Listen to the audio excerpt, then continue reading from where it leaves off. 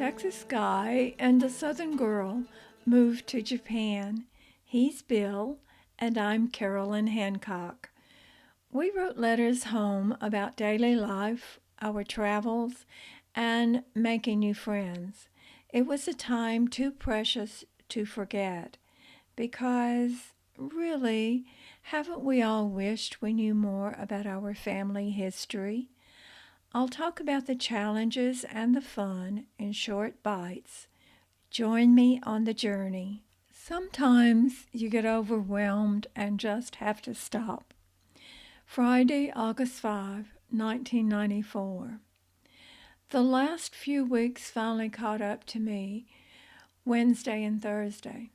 I gave in to a full day of rest, stayed in my room and out of the heat.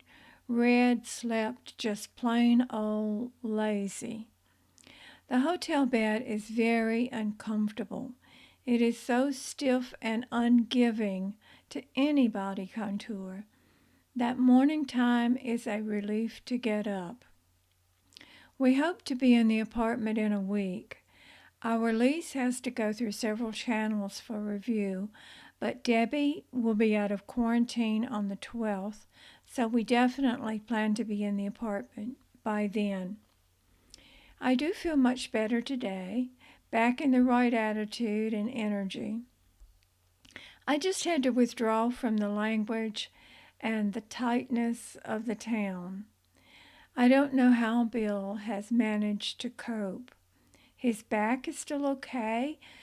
Only problem seems to be the mattress. Can't imagine how one pill got through the pain. From a limited English-speaking pharmacist, I could only learn that it is a Chinese formula made in Japan and is not a painkiller, but is for circulation. Just for fun, look at a package and pretend that all the English is another language and you will understand. Imagine grocery shopping by picture and menu ordering and any other purchase. I've been in a couple of regular-sized groceries and seen hundreds of small ones in the subway.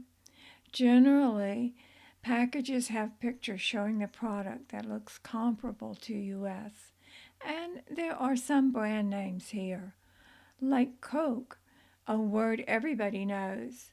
And we've been to McDonald's and Haagen-Dazs. Can't be all bad, huh? Tuesday, August 8, 1994. Today was Library Day. The Municipal Library of Yokohama. Very new-looking, modern, high ceilings, and open. Every public place seems to have at least one person who says he only speaks a little English, but although not fluent, communicates clearly, always halting to think of correct English word. The library is open to anyone living or working in Yokohama with a picture ID. So with my new address and international driver's license, which has my picture on it, I was given a plastic library card with no English on it. On the application, the attendant wrote my name in Japanese, so I asked if he would write it on a paper for me to keep. Then he painstakingly went through all the rules of the library.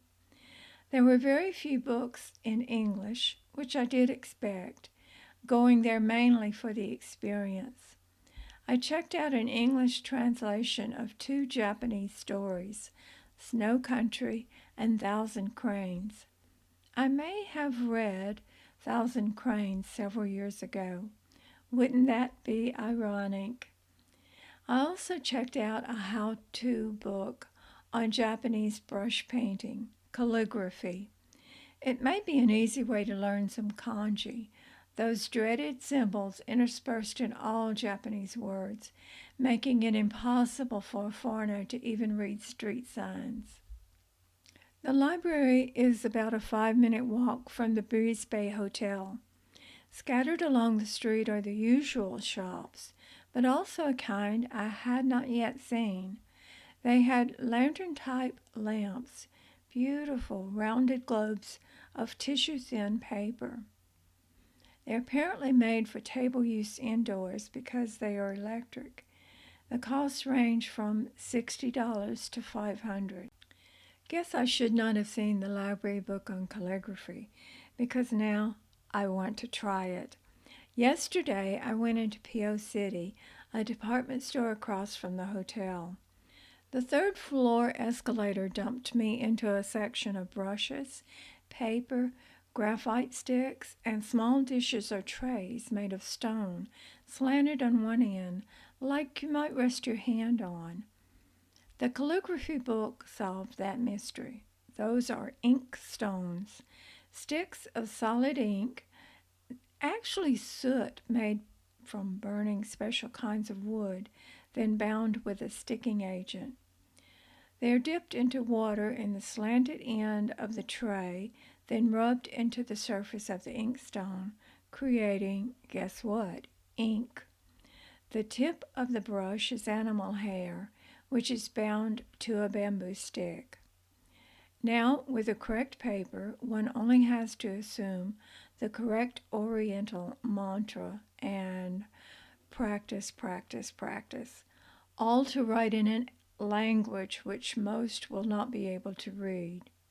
So yes, I went back to the store today, and with the help of a clerk who, remember before, speaks only a little English, I purchased the necessary tools, the cheapest possible. Like any other sport, prices go from beginner quality to exorbitant.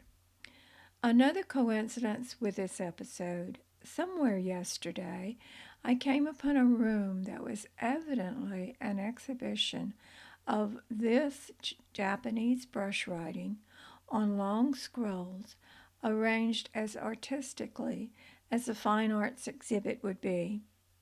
I wandered among the Japanese ladies who seemed to know what was going on and who were admiring different scrolls. They had no meaning to me. I didn't know the purpose of the exhibit and couldn't read the script. And now she thinks she wants to try it. This afternoon, the Izizaki Shopping Center called me for lunch. It's at least 12 blocks of stores on each side of a street blocked off to car traffic, but not to the hundreds of people on foot. The stores begin to all look alike after a while.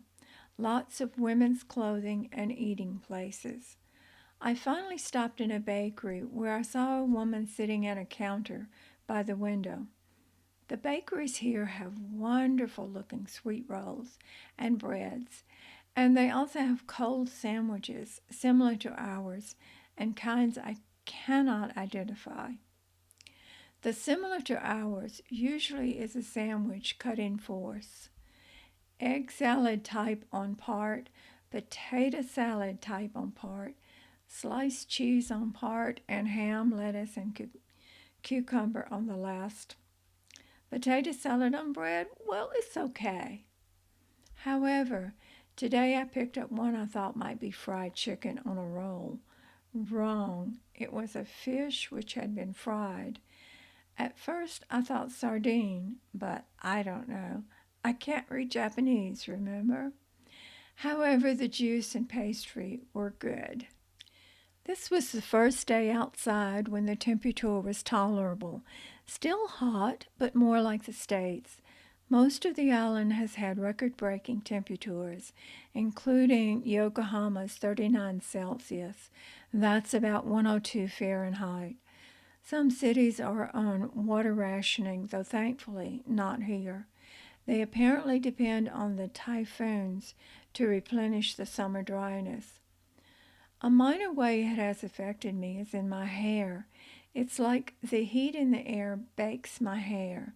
Then the occasional wind or breeze strips the remaining moisture. Walking back to the hotel through the back streets, which are as much residential as they are businesses, it slowly occurred to me that the only greenery I see is in the parks. From the edge of one building across the street to another building is all hard surface, paving, brick, marble, concrete, whatever. I had been curious about the number of tiny flower and plant shops, and I now understand. It's a people's need for green and nature in their personal environment. In fact, I remember now that one of the real estate men told us that in the development of a new housing area, the owner has to create an adjoining park area and present it to the city as a gift.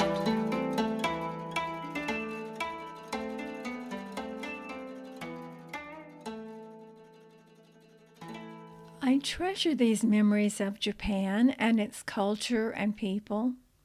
Thanks for listening. We'll keep these stories to about 10 minutes, so come back for the next one. Please follow me and let your friends know about Letters from Japan.